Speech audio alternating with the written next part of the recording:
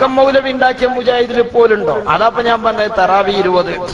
അതിലിപ്പത്തെ മുജാഹിദീങ്ങളുണ്ടോ? ഇല്ല. മുമ്പ് പറഞ്ഞ ഏതെങ്കിലും ആശയത്തിൽ വഹാബികളുണ്ടോ? ഇല്ല.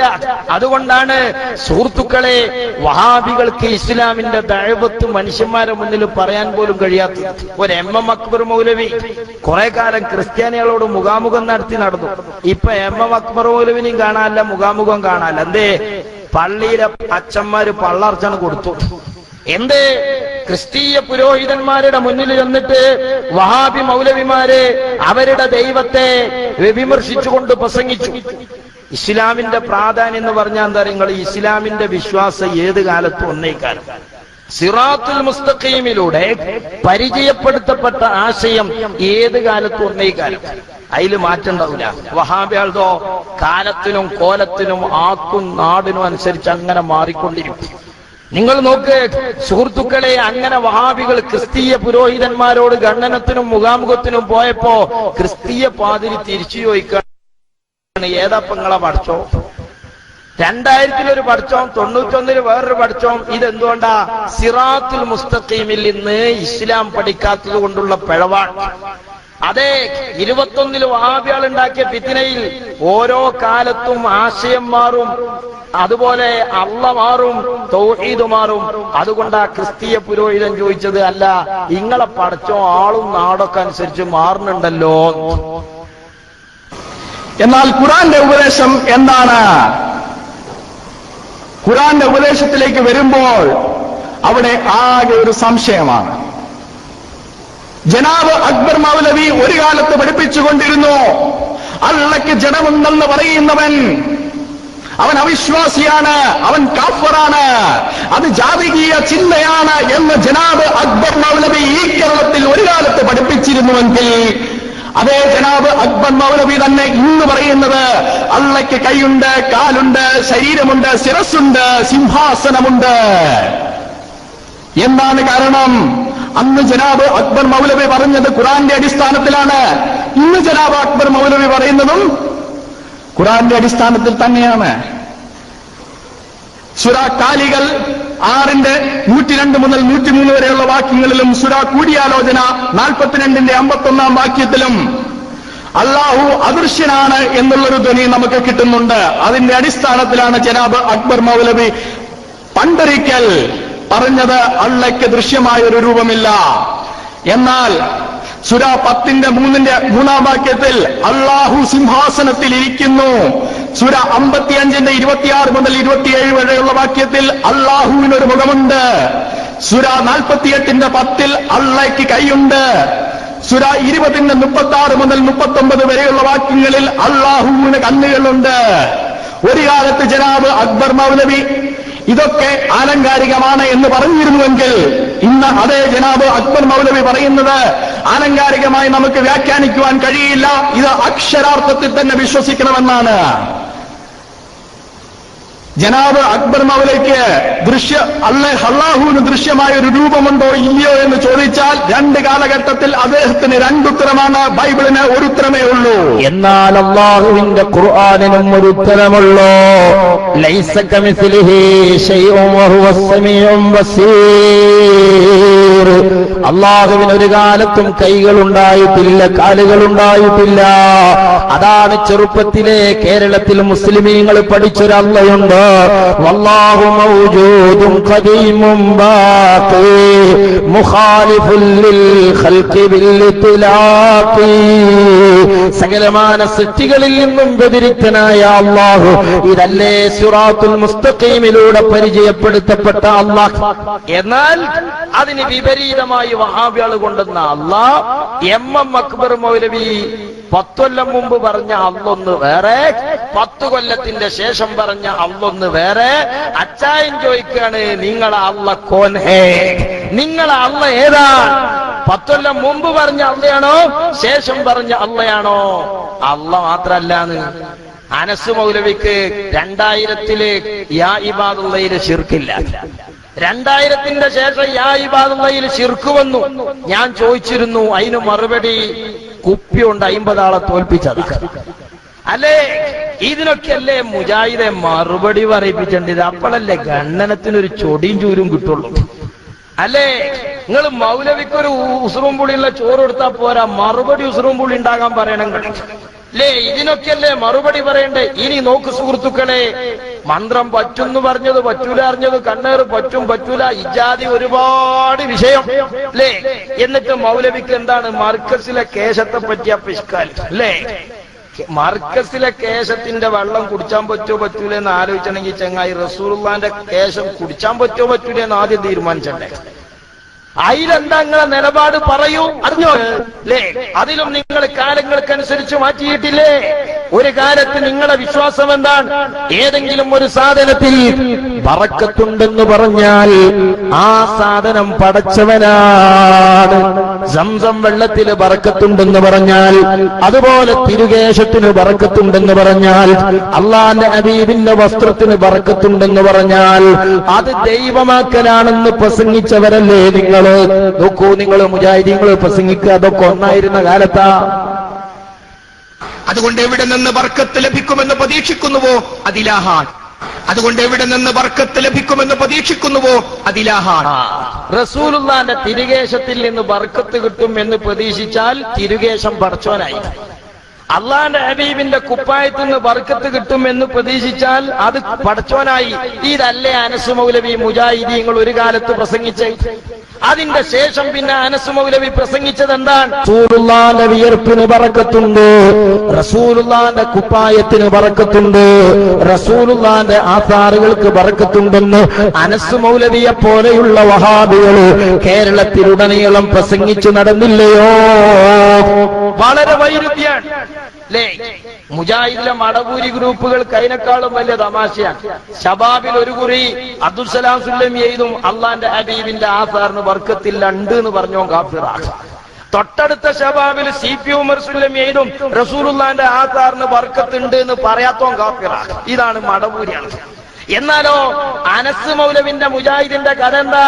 ഒരു കാലത്ത് ബറക്കത്തുണ്ടെന്ന് പറഞ്ഞാൽ അത് ശിർക്കാണെന്ന് പറഞ്ഞ അനസ് മൗലവി പിൽക്കാലത്ത് റസൂലുള്ളാന്റെ ആസാറിന് ബറക്കത്തുണ്ടെന്ന് പറഞ്ഞു, ഉമനീരിന് ബറക്കത്തുണ്ടെന്ന് പറഞ്ഞു, വസ്ത്രത്തിന് ബറക്കത്തുണ്ടെന്ന് പറയാൻ. അള്ളാഹുവിന്റെ റസൂലിന്റെ മുടി അല്ലെങ്കിൽ അള്ളാന്റെ റസൂലിന്റെ ആധാറ് ഞങ്ങൾ വിശ്വസിക്കുന്നു അതിന് ബർക്കത്തുണ്ട്. അതിന് ബർക്കത്തുള്ളത് കൊണ്ട് തബറുക്കെടുക്കാം എന്നാണ് സലഫികൾ മനസ്സിലാക്കിയിട്ടുള്ളത്. അതിലൊന്നും ആർക്കും സംശയമില്ല. എന്നാ ഞങ്ങൾക്ക് ഉറപ്പ് അങ്ങക്ക് ആ വിശ്വാസമല്ല. ഉസുറും പുളി ഉണ്ടെങ്കിൽ ഇനി വരുമ്പോ മറുപടി പറഞ്ഞോളൂ, എന്നിട്ട് മർക്കസ്ക്ക് പോകാം. ആദ്യം നിങ്ങൾക്ക് തിരുകേശം ഉണ്ടോന്നൊന്ന് നോക്കട്ടെ. ആദ്യം നിങ്ങൾക്ക് റസൂലുള്ള ക്ലിയർ ആയിക്കണോ നോക്കട്ടെ, എന്നിട്ട് മർക്കസ്ക്ക്. ഇതൊക്കെ എത്ര നിങ്ങൾ സുന്യാളത്തല്ലാന ഞങ്ങളെ മർക്കസിൽ പുറത്തല്ലാത്തൊരു വലിയൊരു പോയിക്കോളൂ. അതിൽ നിങ്ങൾ ഞങ്ങളെ തല്ലിച്ചിട്ടുണ്ടെങ്കിൽ തല്ലണ്ടി വരുമ്പോ ഞങ്ങൾ വേറെ പന്തലിട്ടി തച്ചോണ്ട് ഇപ്പൊ ഞങ്ങൾ ഒരു പന്തൽ നിങ്ങളെ തല്ല. മനസ്സിലായില്ലേ? അജാതി കുത്തിത്തിരിപ്പേറ്റൊന്നും വരണ്ട, അത് ഞങ്ങൾ വേറെ പറഞ്ഞോണ്ട്. എന്തായാലും ഞങ്ങൾ കുടിച്ചണോലാണ്. എന്നാൽ ഒരു കാര്യം നിങ്ങൾ ആലോചിക്കണം സുഹൃത്തുക്കളെ, കഴിഞ്ഞ മാസത്തെ അൽമനാറിൽ വഹാബികൾ എഴുതി വെച്ചതെന്താണ്? വീണ്ടും മനസ്സ് മൗലവി പല്ല് മാറ്റാണ്, വീണ്ടും മനസ്സ് മൗലവി വാക്കുമാറ്റാണ്, വീണ്ടും മനസ്സ് മൗലവിയുടെ തൗഹീദ് മാറുകയാണ്. കഴിഞ്ഞ മാസത്തെ അൽമനാറിൽ വഹാബികളെ ലജ്ജയില്ലാതെ നിങ്ങൾ എഴുതി വെച്ചതെന്താണ്? അള്ളാഹുവിന്റെ ഹബീബിന്റെ ആസാറുകൾക്ക് ബറക്കത്തുണ്ടെന്ന് പറഞ്ഞാൽ പറയുന്നവൻ കാഫിറാണ് കേട്ടോ. കഴിഞ്ഞ 10 കൊല്ലം അനസ് മൗലവിന്റെ ജാതി സർട്ടിഫിക്കറ്റിൽ എഴുതേണ്ടത് കാഫിറല്ലേ അല്ലേ? ഇതാണ് വഹാബിസം. ഇതിനൊന്നും മറുപടി പറയാതെ മർക്കസിലെ കേശത്തുമ്മക്ക് എടുത്തിട്ട് കാര്യമല്ല. ഇതിന് ക്ലിയറായ മർക്കസിലെ കേശം പിറ്റേന്ന് ഞങ്ങളാണ് ക്ലിയർ ആക്കി തരും. മനസ്സിലായില്ലേ? ആദ്യത്തെ ക്ലിയർ ആക്കി തരും. നിങ്ങൾ ഒരു കാലത്ത് ബർക്കത്തുണ്ടെന്ന് പറഞ്ഞാൽ ഇസ്ലാമെന്ന് പുറത്തു എന്ന് പറഞ്ഞോല. പിന്നെ നിങ്ങൾ അങ്ങാടി കൂടെ മുഴുവൻ ബർക്കത്തുണ്ട് എന്ന് പ്രസംഗിച്ചോല. പിന്നെ ഇപ്പൊ നിങ്ങൾ മാറ്റി പറഞ്ഞ് എഴുതിയത് എന്താണ്? ബർക്കത്തുണ്ട് എന്ന് പറഞ്ഞോ കാഫിറാണ് അല്ലേ? എന്നിട്ട് ഞമ്മളെ നെഞ്ഞത്ത് കേറുന്നത് ഇങ്ങനെ സുന്യാളപടപ്പ് തല്ലിച്ചുകാണ്ട് വഹാബിസം ചെലവാക്കാൻ നിങ്ങൾ കരുതണ്ട. അത്രേ ഞങ്ങൾക്ക് നിങ്ങൾ ഇട്ട് തരുന്ന എച്ചിലിന്റെ പിറകപ്പ ഞങ്ങൾ പോകൂല. മാനവും മര്യാദ ഉണ്ടെങ്കിൽ കുഞ്ഞാനും കുഞ്ഞാലവി അത് നമുക്ക് തിരിയണ ഒരു പേര് വിളിച്ചാൽ നിങ്ങളിപ്പൊ അങ്ങാടിയിൽ നിന്ന് കുഞ്ഞാനെ തെരഞ്ഞെടുക്കണ്ട.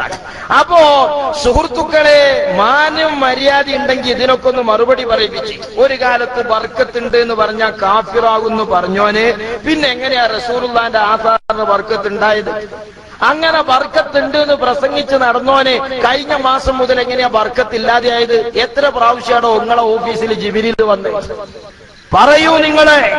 ഇതൊക്കെ തീരുമാനാക്കിയിട്ട് മതി അടുത്ത വിഷയത്തേക്ക് പോകല്. ഇവിടെ നമ്മൾ കാണുന്നത് എന്താണ്? അള്ളാഹുവിന്റെ ദീനല്ലാത്ത ഏത് വിഷയത്തിലുണ്ടാകുന്ന വൈരുദ്ധ്യം. മനുഷ്യന്മാരുണ്ടാക്കുന്ന ആശയങ്ങളില്ലേ, ആ ആശയങ്ങൾ ആക്കും നാടിനും നാട്ടുകാർക്കും അനുസരിച്ച് കോലം ചേലും മാറും. ഇനി നിങ്ങൾക്കറിയില്ലേ ഒരു കാലത്ത് വഹാബികൾ പ്രസംഗിച്ചത് എന്താണ്? വഹാബികൾ പ്രസംഗിച്ചത് മരിച്ച മനുഷ്യൻ വല്ലതും ചെയ്തിട്ടുണ്ടെങ്കിലേ ഉണ്ടാവുള്ളൂ. അതുകൊണ്ട് തന്നെ ഞാനിവിടെ കഴിഞ്ഞ കുറി പറഞ്ഞു അറിയില്ല, ഞങ്ങളെ നാട്ടിലൊക്കെ വഹാബികൾ പെരുത്തുള്ള സ്ഥലമാണ്. അവിടെയൊക്കെ വഹാബിയാളെ പള്ളിത്തൊടുവിൽ ഒരു മനുഷ്യനെ മറവെയ്താല് നാട്ടുകാർ മറവെയ്തിന് പോന്ന പിറ്റേന്ന് അവിടുത്തെ മൊല്ലാക്ക ചെന്നിട്ട് അത് മുഴുവൻ തട്ടി നിരപ്പാക്കും. എന്താ കാരണം എന്നറിയങ്ങള്? വഹാബിയാക്ക് ഹയാത്തുള്ള മനുഷ്യനെക്കാളും പേടി മരിച്ച മനുഷ്യനെയാണ്. ഇത്തരം മരിച്ചോലെ പേടിച്ചുള്ള ഒരു മനുഷ്യന്മാര് വേറല്ല. ഓർക്ക് ഹയാത്തുള്ളവരെ അല്ല പേടി, മരിച്ചോലെയാണ്. അതുകൊണ്ട് കബറ് കണ്ട അതൻ തട്ടി നിരപ്പാക്കി പിറ്റേന്ന് ഒരാഴ്ച കഴിഞ്ഞാൽ ആ കബറും പുറത്ത് പൂളിയും കിട്ടും. നമ്മൾ ചോദിച്ചപ്പോ പറഞ്ഞ നല്ല വണ്ണുള്ള കേങ്ങ് കിട്ടുന്ന. ഇതാണ് അതിന് മറുപടി. നമ്മൾ ഇങ്ങനെ കബറിങ്ങനെ ആക്കാൻ പറ്റുമോ അങ്ങോട്ടാക്കാൻ പറ്റുമോ എന്നൊക്കെ ചോദിച്ചപ്പോ ഇടവണ്ണെന്ന് മറുപടിയാണ്, നിങ്ങൾ വിചാരിച്ച മാതിരിയല്ല മൂലരെ, അവിടെ അവിടെ പൂളിയാണ് കുത്തിയ വണ്ണുള്ള കേങ്ങ കിട്ടുക എന്നാ മറുപടി. എന്നാ ഇപ്പൊ മുജാഹിദീങ്ങളിൽ ഒരു വിഭാഗം നൊരോൾച്ചയാണ്. എന്നാ നൊരോൾച്ചനെ അറിയോ? അല്ലാ ബാപ്പാന്റെ കബർ എവിടെയെങ്കിലും ഉണ്ടോ എന്ന് പോയി നോക്കണം, മരിച്ച ബാപ്പാക്ക് വല്ലതും ചെയ്തു കൊടുക്കണം അല്ലേ?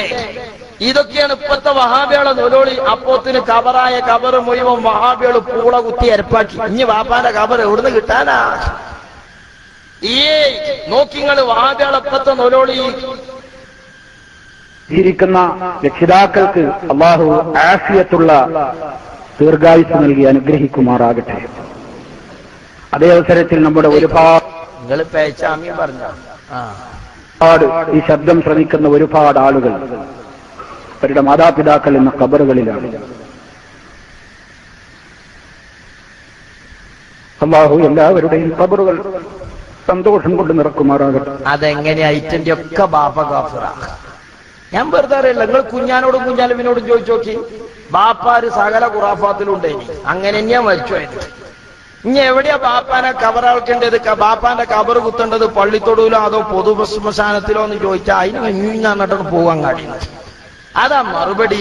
പറയുന്ന ആശയത്തിന് ആളത്തുണ്ടെങ്കിൽ പറടോ ബാപ്പ മുശിരിക്കാന്ന്. അതല്ലേ അന്തസ്? ഞങ്ങൾ കഴിഞ്ഞുകൂടി ഇതൊക്കെ ചോദിച്ചാലേ അതിനൊക്കെ മറുപടി പറഞ്ഞാൽ ഈ തർക്കം അവിടെ തീരുമാനാവൂലേ?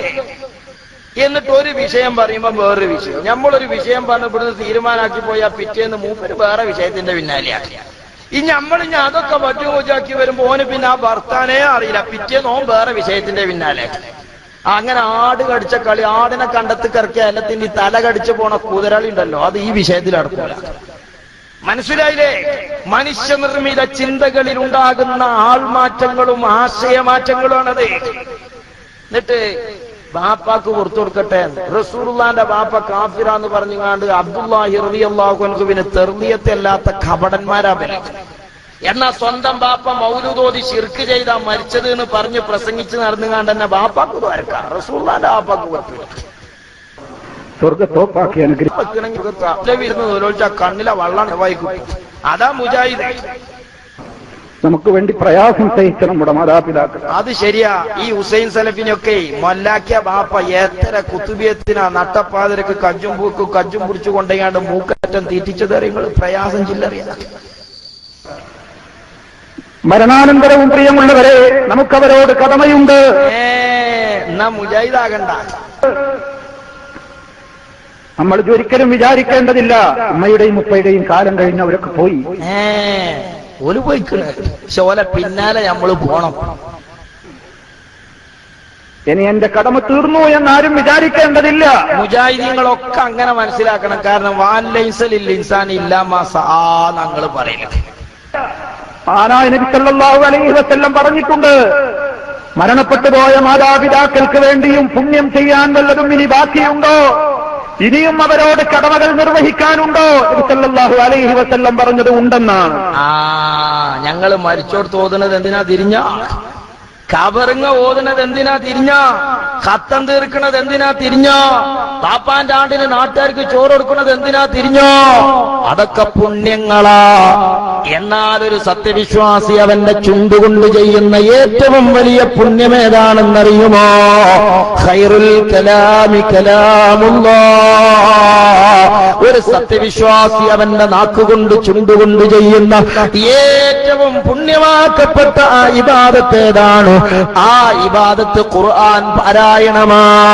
മരിച്ച മനുഷ്യന് വേണ്ടി ജീവിച്ചിരിക്കുന്നവർക്ക് പുണ്യം ചെയ്യാമെന്ന് റസൂലുള്ള പറഞ്ഞാൽ ആ പുണ്യത്തിൽ നിന്ന് ഏറ്റവും പ്രധാനപ്പെട്ട പുണ്യമായ ഖുർആനോത്ത് ഒഴിച്ചു നിർത്തിക്കൂടാ. അതിനാ ഞങ്ങൾ മരിച്ചെടുത്ത് ഖുർആനോതുന്നത്, അതിനാ ഞങ്ങൾ മരിച്ചവർക്ക് വേണ്ടി ഖുർആനോതുന്നത്. തിരിഞ്ഞോ മുജാഹിദുകളെ? അവർക്ക് വേണ്ടി എപ്പോഴും പ്രാർത്ഥിച്ചുകൊണ്ടിരിക്കും. എപ്പോഴെന്ന് പറഞ്ഞാൽ ആണ്ടിന് പ്രാർത്ഥിക്കുക, ഏയിന് പ്രാർത്ഥിക്കുക, കണ്ണൂക്കിന് പ്രാർത്ഥിക്കുക, നാപ്പീന് പ്രാർത്ഥിക്കുക, അല്ലാത്ത ടൈമിലും പ്രാർത്ഥിക്കുക. മാതാപിതാക്കളുടെ ഖബർ സന്തോഷത്തിലാക്കുവാനും അവരെ ജഹന്നമിൽ നിന്ന് രക്ഷപ്പെടുത്തുവാനും ഖബർ ശിക്ഷയിൽ നിന്ന് മോചനത്തിനു വേണ്ടിയും അല്ലാഹുവിന്റെ കാരുണ്യം അവരിൽ ചൊരിയാനും അവർക്ക് പാപങ്ങൾ പുറത്തു കൊടുക്കുവാനും വേണ്ടി നിരന്തരമായി പ്രാർത്ഥിച്ചുകൊണ്ടിരിക്കുക. അതവരോടുള്ള കടമയാണ്. പിന്നെ എത്തിനാ ബാപ്പാന്റെ മയ്യത്തെടുത്ത് വെച്ചുകാണ്ട് പള്ളിക്കല മൂലയാര് പടച്ചോനെ പുറത്തു കൊടുക്കണേന്ന് പറയുമ്പോ ഇപ്പൊ ഇഞ്ചടിച്ച കുരങ്ങിന്റെ മാതിരി തെങ്ങുന്തോട്ടത്തേക്ക് പോയി. അതെന്തിനാ മുജാഹിദേ? ല്ലേ, മരിച്ച മനുഷ്യന് വേണ്ടി എപ്പോഴും ദ്വാരക്കണം. അത് കൂട്ടപ്രാർത്ഥനയല്ലേ മൂല്യരേന്നാ? പൊന്നാര ചെങ്ങായി, കൂട്ടപ്രാർത്ഥന പാടില്ല എന്ന് പറയുന്ന ഒരു ആയത്തുണ്ട് ഓദിക്കാൻ. കൂട്ടപ്രാർത്ഥന പാടില്ല എന്ന് പറയുന്ന ഒരു ഹദീസുണ്ട് ഓദിക്കാം. അതില്ലാത്ത കാലത്തോളം കൂട്ടമായി ഇനിയിപ്പോ തരാം. നമ്മൾ കൂട്ടപ്രാർത്ഥനക്ക് ആയത്തോതുമ്പോ 100 ആള് കൂടിയിട്ടുള്ള ദുവക്ക് ഒരു ഹദീസ്, 200 ആള് കൂടിയിട്ട് ദ്വാരക്കുമ്പോ അതിന് വേറൊരു ഹദീസ്. അങ്ങനെയല്ല പോയത്തക്കാരാ. ഖുർആനിലോ ഹദീസിലോ കൂട്ടമായി ദുആ ചെയ്യുന്നത് അത് മയ്യത്തിന്റെ അടുത്ത് വെച്ചാണെങ്കിലും ജീവിച്ചിരിക്കുന്നവന്റെ അടുത്ത് വെച്ചാണെങ്കിലും നിസ്കരിക്കുന്നതിന്റെ മുമ്പിലാണെങ്കിലും നിസ്കാരത്തിന്റെ ശേഷമാണെങ്കിലും കൂട്ടമായി ദുആ ചെയ്യുന്നത് ഹറാമാണെന്ന് പറയുന്ന, കൂട്ടമായി ദുആ ചെയ്യുന്നത് പാടില്ലെന്ന് പറയുന്ന ഒരു ഹദീസ് മൗലവിമാർക്ക് ഉദ്ധരിക്കാനുണ്ടോ? അതേ സുഹൃത്തുക്കളെ, മഹാനായ നബി സല്ലല്ലാഹു അലൈഹി വസല്ലം തങ്ങൾ പറഞ്ഞില്ലേ, ഇന്ന ഹാദിഹിൽ ഉമ്മത ഉമ്മത്തും മർഹൂമാ. ഈ സമുദായം അല്ലാഹുവിന്റെ വലിയ കാരുണ്യം കിട്ടിയ സമുദായമാണ്. എന്താണ് ഈ സമുദായത്തിന് അല്ലാഹു ചെയ്ത റഹ്മത്തെന്നോ? ഈ സമുദായത്തിലെ പാപികളെ അല്ലാഹു തആല ഈ സമുദായത്തിൽ പർവ്വത സമാനങ്ങളായ പാപഭാരങ്ങളോട് പല അടിമകളും മരിച്ചു പോകുന്നു. അവരെ കൊണ്ടുപോയി കബറിൽ വെക്കുന്നു.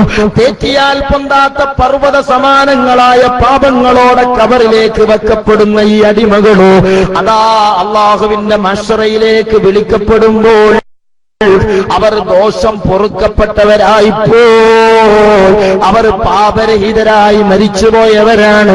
കാരണമെന്തെന്നല്ലേ?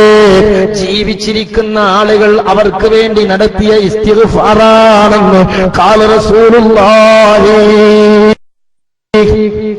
ഇതൊക്കെ നമ്മുടെ ആലിമീങ്ങൾ പറഞ്ഞു കൊടുത്തപ്പോ, നമ്മുടെ നാടുകളിൽ ഈ അമലുകളൊക്കെ നടന്നപ്പോ വഹാബികൾ അന്നോതി ദുർവ്യാഖ്യാനിച്ച ആയത്താണിത്. മരിച്ച മനുഷ്യനൊരു അക്കൗണ്ടും ഇനി ദുനിയാവിൽ ബാക്കിയില്ലെന്ന് പ്രസംഗിച്ചവരാണ് നിങ്ങൾ. അത് മറക്കുകയാണ്. മറപ്പിച്ചത് മുജാഹിദീങ്ങളാണ്. മരിച്ചുപോയ മാതാപിതാക്കളെ ഓർക്കുമ്പോ, ഓർമ്മ വരുമ്പോ എന്റെ ഉപ്പ അങ്ങനെയായിരുന്നു, എന്റെ ഉമ്മാക്ക് ഇങ്ങനെ ഇഷ്ടായിരുന്നു എന്നൊക്കെ പറയും. ഒരിക്കൽ പോലും ആ നേരത്ത് പോലും പറയൂല അല്ലാഹു മഗ്ഫിർ ലഹു. എന്താ കാരണം?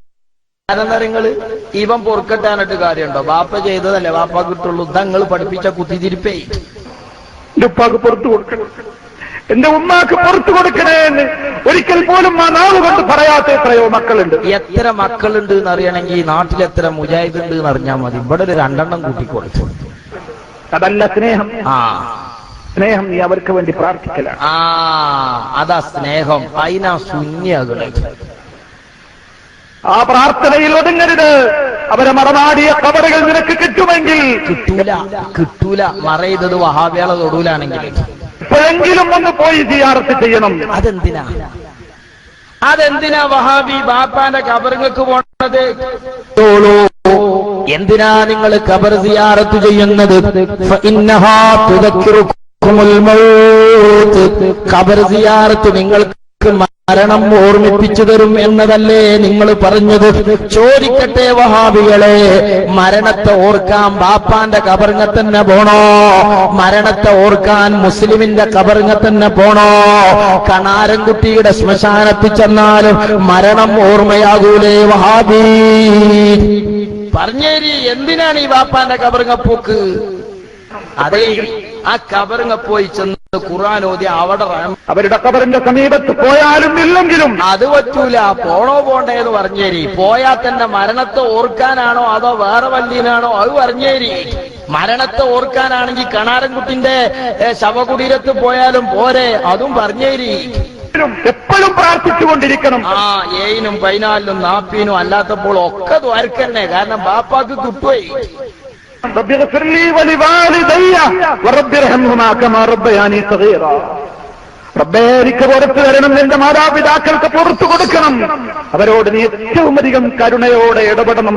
എന്നെ പരിപാലിച്ചതിന് തുല്യം നിന്നോടേ എനിക്ക് പകരം കൊടുക്കാൻ കഴിയുകയുള്ളൂ. അതേ സുഹൃത്തുക്കളെ, എത്ര ബാപ്പമാരുടെ ഖബറിൽ നിന്നാണ് ഈ മൗലവിമാര് മക്കളെ അകറ്റിയത്.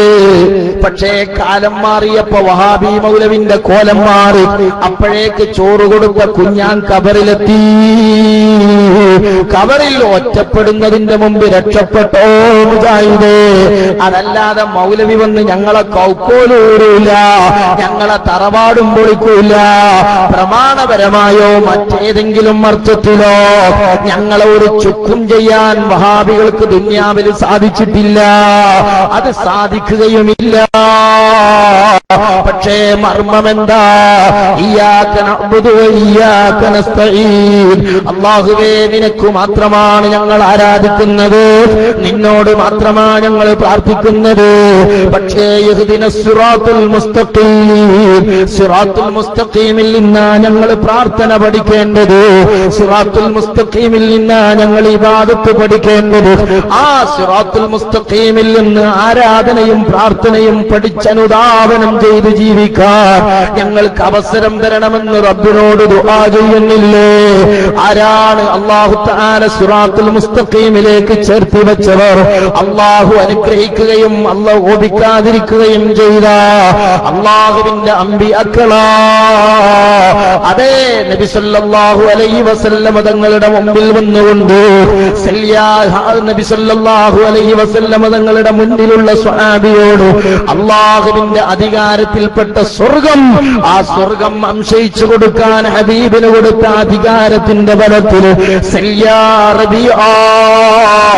വേണ്ടതൊക്കെ ചോദിച്ചോളൂ റബിയ എന്ന് തന്റെ അനുചരനോട് ആഹ്വാനം നടത്തിയ നബിമാരുടെ വഴിയില്ലേ? അതേ, ദുനിയാവും ആഖിറവും അള്ളാഹു ഏൽപ്പിച്ചവരോട് നമ്മൾ തേടുകയാ. റബിയ റളിയല്ലാഹു തആല അൻഹു തങ്ങൾ റസൂലുള്ളാഹിനോട് തേടുന്നതെന്താണ് സുഹൃത്തുക്കളെ? അസ്അലുക മുറാഫഖതക ഫിൽ ജന്ന. ഞാനിതാ നബിയെ അങ്ങയോട് സ്വർഗം ചോദിക്കുന്നു. അല്ല, സ്വർഗത്തിലെ സമുന്നതമായ അങ്ങയുടെ സാമീപ്യം തേടുന്നു നബിയേ. റസൂലുള്ളാഹിനോട് സ്വർഗം ചോദിച്ച സ്വഹാബിയോട് ഇതെന്നോടല്ല ചോദിക്കേണ്ടത്, റബ്ബിനോടാണെന്ന് ഒരിക്കലും റസൂലുള്ളാഹി റബീഅ തങ്ങളുടെ ചോദ്യത്തിന്റെ അർത്ഥം എന്താണെന്ന് വല്ലാഹു മുഅ്തി, സ്വർഗം നൽകുന്ന അധികാരി അല്ലാഹുവാണ്. അന ഖാസിം ഖാല റസൂലുള്ളാഹി, അല്ലാഹു നൽകുന്ന നിഅമത്തിന്റെ, അല്ലാഹു നൽകുന്ന ശിഫയുടെ, അല്ലാഹു നൽകുന്ന സൗഭാഗ്യത്തിന്റെ, അല്ലാഹു അള്ളാഹു നൽകുന്ന സ്വർഗത്തിന്റെ വിതരണക്കാരൻ, അതിന്റെ സപ്ലയർ ഞാനാണെന്ന് മുഹമ്മദുർ റസൂലുള്ളാഹി. അതുകൊണ്ട് അള്ളാഹുവിനോട് നമ്മൾ അധികാരി എന്ന നിലക്ക് ചോദിക്കുകയാണ്. സ്വർഗം നമ്മൾ റബ്ബിനോട് ചോദിക്കുന്നു, ശിഫ നമ്മൾ റബ്ബിനോട് ചോദിക്കുന്നു, എല്ലാം അള്ളാഹുവിനോട് നമ്മൾ ചോദിക്കുന്നു. അല്ല, അള്ളാഹിനോട് മാത്രമേ അധികാരി എന്ന നിലക്ക് നമ്മൾ ചോദിക്കുന്നുള്ളൂ. ഫലാ തദ്ഉ മഅല്ലാഹി ഇലാഹൻ ആഖറ. അധികാരി എന്ന നിലക്ക്, ഉടമസ്ഥൻ എന്ന നിലക്ക് അള്ളാഹുവിനോടല്ലാതെ ചോദിച്ചുകൂടാ. എന്നാൽ റസൂലുള്ള ആരാണ്? ഖാസിമാണ്. അതേ മഹാന്മാരായ സ്വാലിഹീങ്ങൾ, ഔലിയാക്കൾ ആരാണ്? അത് നമ്മുടെ സഹായികളാണ്. ഇന്നമാ വലിയുക്കുമുല്ലാഹു വറസൂലുഹു വല്ലദീന ആമനുല്ലദീന യുഖീമൂനസ് സ്വലാഹ്.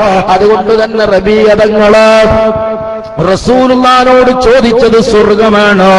റസൂലുള്ളാഹി ഏറ്റെടുക്കുകയാണ്. പിന്നെ ആരാണ്? സിദ്ദീഖ് റളിയല്ലാഹു അൻഹുവിനെ പോലെയുള്ള സിദ്ദീഖുകളുടെ വഴിയാ.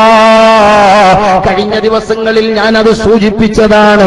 റസൂലുള്ളാഹിനോട് പാരത്രിക ലോകത്തെ പരിരക്ഷ തേടിയ തന്റെ ജനാസ സംസ്കാരത്തിന് റൗളയിൽ വെച്ച് റസൂലുള്ളാഹിനോട് അനുമതി തേടാൻ പറഞ്ഞ സംഭവങ്ങൾ ഇമാം റാസിയാണ് രേഖപ്പെടുത്തി വെച്ചിരിക്കുന്നത്. ഓ മുജാഹിദുകളെ, നിങ്ങൾ എത്ര തലതൊട്ടപ്പന്മാരായ മൗലവിമാരെ കൊണ്ടുവന്നാലും ഇമാം റാസി തങ്ങൾ എഴുതി വെച്ച ആശയത്തെക്കാളേറെ ഇമാം ഗസാലി തങ്ങൾ എഴുതി വെച്ച സിദ്ദീഖ് തങ്ങളുടെ വിളിയാളത്തിനപ്പുറം, അതുപോലെ ഇമാമിയങ്ങൾ പഠിപ്പിച്ച ആശയത്തിന്റെ പുറത്തേക്ക് ഈ കള്ളനാണയങ്ങളെ സ്വീകരിക്കാൻ ഈ സമുദായത്തെ കിട്ടുകയില്ല. അതേ പ്രിയപ്പെട്ട സുഹൃത്തുക്കളെ, അങ്ങനെയുള്ള സിദ്ദീഖുകളുടെ വഴിയാ. പിന്നെ ആരുടെ വഴിയാണ്? വശുഹദാ. മഹാനായ ഉമർ ഇബ്നുൽ ഖത്താബ് റളിയല്ലാഹു അൻഹുവിനെ പോലെയുള്ള ശുഹദാക്കളുടെ വഴിയാ.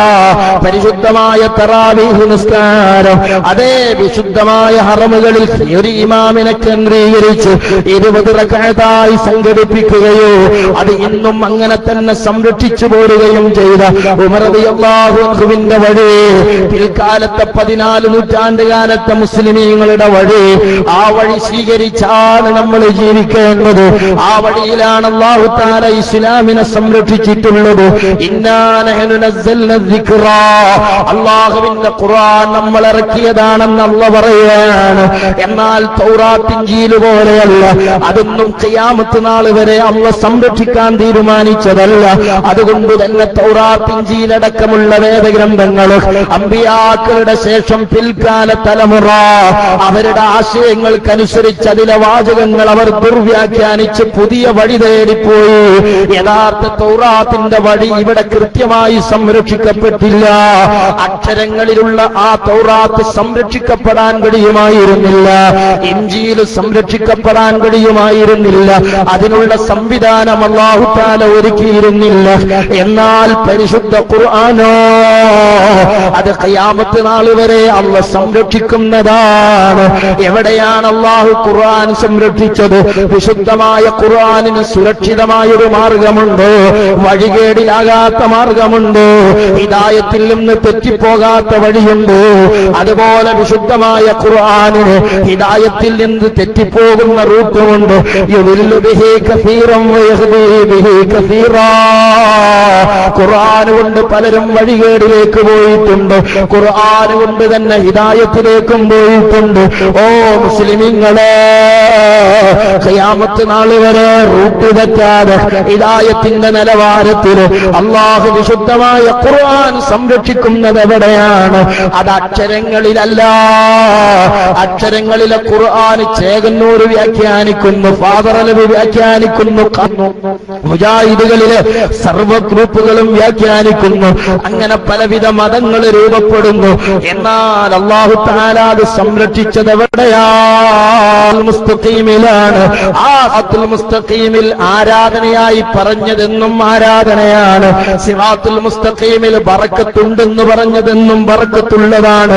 സിറാത്തുൽ മുസ്തഖീമിൽ പോകാൻ പറ്റിയ ഖബറുകളെന്നും പോകാൻ പറ്റിയതാണ്. അതിൽ വ്യത്യാസങ്ങളില്ല.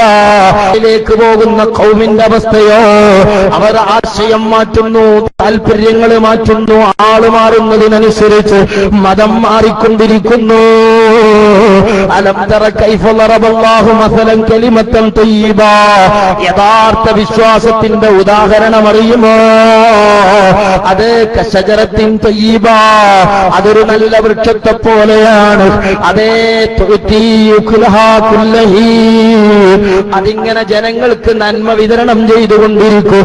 അത് സൗഹൃദങ്ങളാ നൽകുന്നത്, സ്നേഹമാ നൽകുന്നത്, ഐക്യമാ നൽകുന്നത്, യോജിപ്പാ നൽകുന്നത്. അതേ അസ്ലുഹാ സാബിത്തും ഫർഉഹാ ഫിസ്സമാ. ആ വൃക്ഷത്തിന്റെ അടിവേര് ആടിയിലേക്ക് ആണ്ടുപോയതാണ്. കാലങ്ങൾ മാറിയാലും ആള് മാറിയാലും വെല്ലുവിളി വന്നാലും അതിന്റെ ആശയങ്ങൾ മാറിപ്പോകുന്നതല്ല.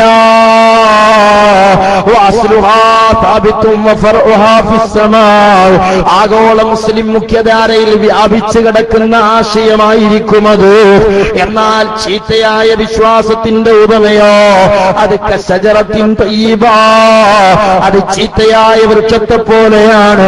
ആ വൃക്ഷത്തിൽ നിന്ന് ലഭിക്കുന്നത് കൈപ്പുള്ള പഴങ്ങളാണ്, അനാവശ്യമായ വിവാദങ്ങളാണ്, ഐക്യമുള്ള മഹല്ലത്തുകളിലെ വിശ്വാസികൾക്കിടയിലെ വിശ്വാസപരമായ ഭിന്നതകളാണ്, കർമ്മപരമായ ഭിന്നതകളാണ്.